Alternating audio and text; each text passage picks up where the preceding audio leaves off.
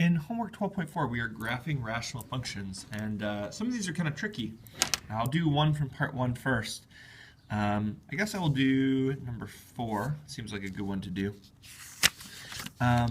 We are looking for the y-intercept, any holes, x-intercepts, vertical asymptotes, horizontal asymptotes. And so for each of these, we just kind of need to know what's going on. Y-intercepts are where something crosses the y-axis, and that will always be when x is 0.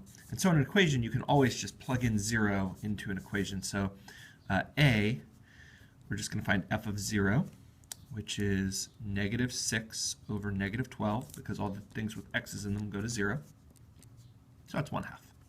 So that is the y-intercept will be 0, comma 1/2.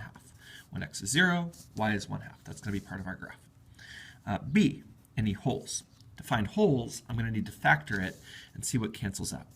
So here we've got x plus 3 times x minus 2 over, here we need to factor out a negative 4 first. This is going to be negative 4 times x squared plus 4x plus 3. And then this can be factored more. I'll do that right here. This is, I guess I'll do it up here. So we got x plus 3 times x minus 2 divided by negative 4 times x plus 3 times x plus 1. So we should know how to factor. I'm not going over how to factor in this video. If you need some help, come get tutoring on that. And then to find the holes, we see where this cancels out.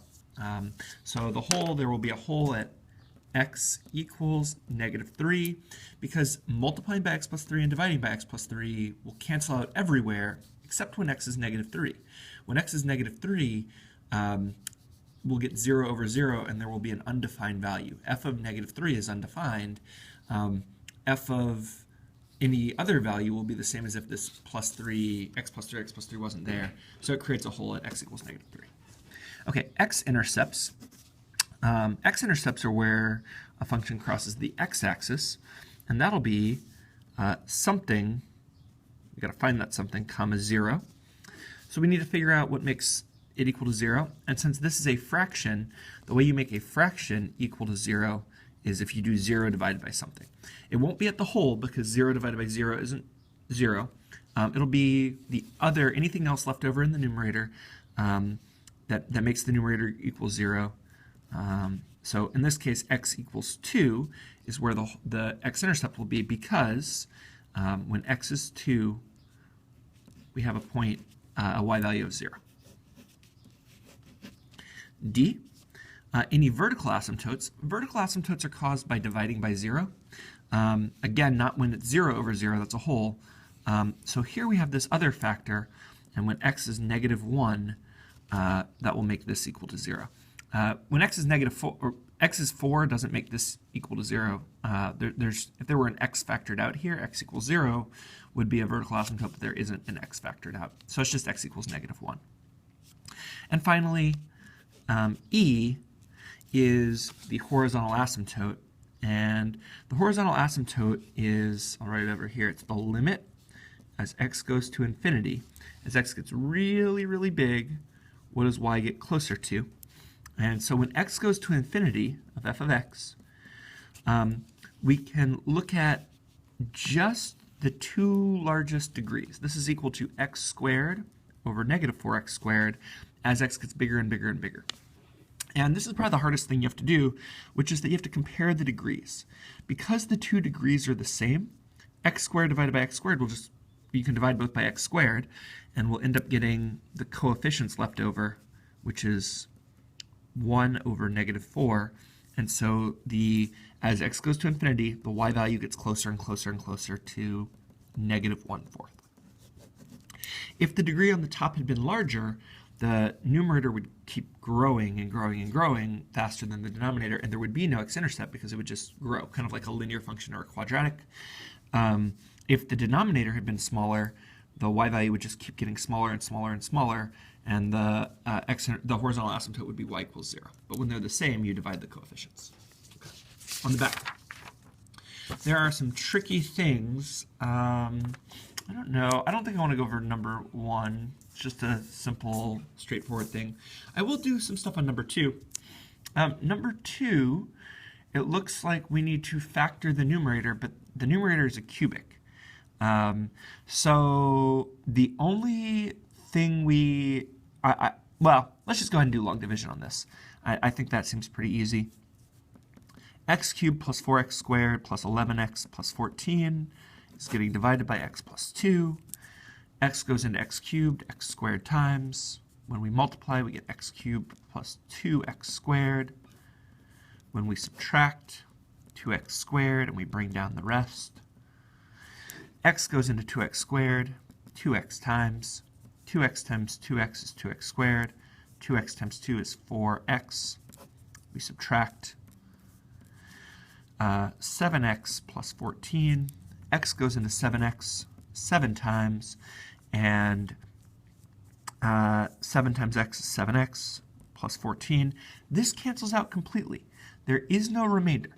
So g of x equals x squared plus 2x plus 7, except x can't equal negative 2 because negative 2 made both of these equal to 0. Basically what was going on is that the numerator is x plus 2 times x squared plus 2x plus 7, and the x plus 2's canceled out, and so we just get x squared plus 2x plus 7 there. Okay. So what we're going to look at is what this graph looks like. This is a quadratic. How do we graph this quadratic? Well, we know it's going to make a parabola, and now we got to reach way back in our heads. At the beginning of the year, we were dealing with quadratics, and to be able to graph this, we need to get it in vertex form. To get it in vertex form, we need vertex form. It's going to eventually look like something squared plus something, right? And so we need to complete the square. So we kick out the x-intercept, or the y-intercept, and we try to figure out what square binomial this will be. The squaring binomial trick says you square the first one, so x squared, multiply these two together and double it. So this multiplied by 2 has to give you this, so we just divide this by 2. And since x plus 1 squared will give you x squared plus 2x, we also need to fill in the missing term here. So you square the first one, multiply these two together and double it, and then square the last term. So we need to add 1, and if we add 1, we need to subtract 1 to cancel that out.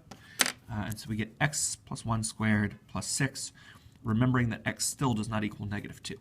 So now we can graph this. There's a vertex at negative 1, 6, and we know how to graph parabolas. Goes up 1 squared is 1, 2 squared is 4. On the other side, it's the same, except, remember, x does not equal negative 2, so there will be a hole right here. 2 squared is 4. And we can use this graph to help answer a lot of these questions. A lot of times the graph can help make the questions pretty easy. The limit as x goes to infinity. 2 ways to do it. We can do it based on the graph. Well, this parabola is just going to keep going up and up and up. The y values will go to infinity. I'll let you do as x goes to negative infinity on your own. Another way we could have thought about that limit is that the degree of the numerator was bigger than the degree of the denominator, and so as x goes to infinity, it keeps growing, and there will be no limiting value. G of 1, when x is 1, g of 1 is 10. We also could have done that by just plugging in 1 into either the original function or the simplified function or the vertex form. All of these will give us 10. For instance, if I plug in 1 here, I get 1 squared plus 2 times 1 plus 7. That gives me 10. Now the limit as x approaches 1, that means as x gets closer and closer to 1, what does the y value get closer to? Well, the y value gets closer to 10. And that happens anytime a function is continuous, that the limit equals the value. All right, but let's look at this next one. G of negative 2. G of negative 2 is undefined. And that's because when you plug in negative 2, you get 0 over 0. That's why we had to put this hole here, this excluded value in our domain. It is not part of our domain. It's an undefined value because when you plug in negative 2 into the original function, you get 0 over 0. There is no value there. However, that does not mean the limit is undefined. The limit as x approaches negative 2 of g of x is saying as x gets closer and closer to -2, so as x gets closer and closer to -2 from both directions, what is the y value getting close to? And even though there is no y value there, the y value as you get really, really close is 7. That y value is getting close to 7. Let's see.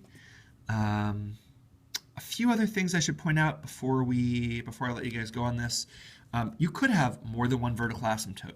You could have more than one x-intercept. You could have more than one hole. You can't have more than one y-intercept. You can't have more than one horizontal asymptote in the functions we're doing, although later on you could.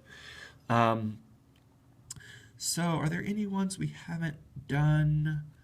I think this is an interesting one. Solve h of x equals 0. Here's h of x. We want it to equal 0. And that's just another way of asking, hey, how do you make this fraction equal to 0? Well, you make it equal to 0 by making the numerator equal to 0. And so you just factor the numerator, solve that. You also need to check that your solutions don't make the denominator equal to 0, because then they would be a whole. It would be an undefined value. Average rate of change on 0 to 2. Well, let's find h of 0. H of 0 equals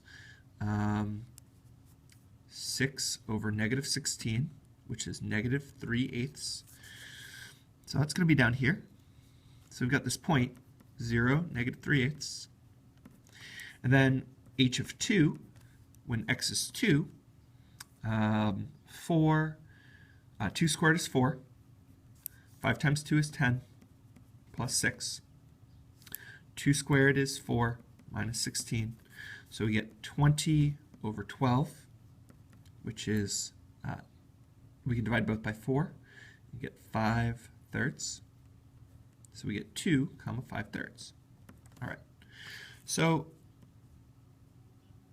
we want to find the average rate of change. The average rate of change is just the slope between those 2 points. Now this isn't how the function is going to look. Maybe it's curved like this. I don't even know. But the average rate of change is the slope. So it's y2 minus y1 over x2 minus x1. I always use my second point on the right as x2, y2, and my point on the left as x1, y1. There are a few reasons for that, but you could use the other direction. It wouldn't get you the wrong answer. So y2 is this y value, and the second y value is 5/3. Minus y1 was -8/3. Oh, sorry, -3/8. That would have made it easier if it was -8/3. Divided by x2 minus x1. x2 minus x1. Here, you're going to need to use some fraction skills, get a common denominator, and solve it. But I just wanted to walk you through that and make sure you knew at least how to set it up. Good luck on the rest of your homework. There are some other interesting questions to make sure you get. Hopefully that helps.